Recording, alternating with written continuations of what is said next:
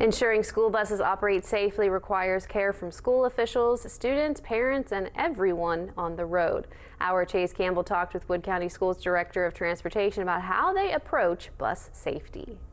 Here in Wood County, thousands of students ride buses on dozens of routes to and from school 5 days a week.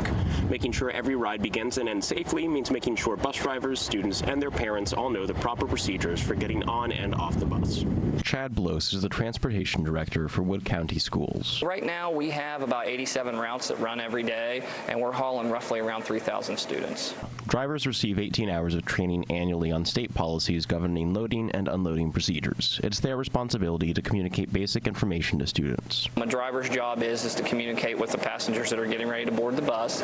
They do give a signal to students. Students are trained not to board the bus until they get a signal from the driver, especially when crossing a road or a highway or something like that. For younger students, parents play a critical role in keeping kids safe. Students in grades 3rd grade and under are required to have a parent at the stop, and that be in the AM for pickup and for drop-off in the PM.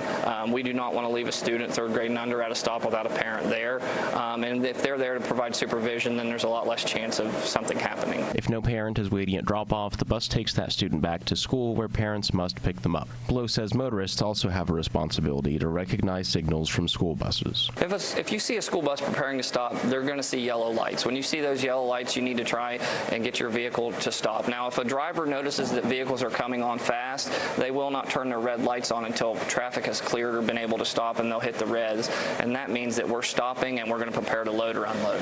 The district occasionally sees drivers run through red lights while students are loading or unloading, but Bloss says they haven't had any drivers crash into stopped school buses this year. In Parkersburg, Chase Campbell, WTAP News.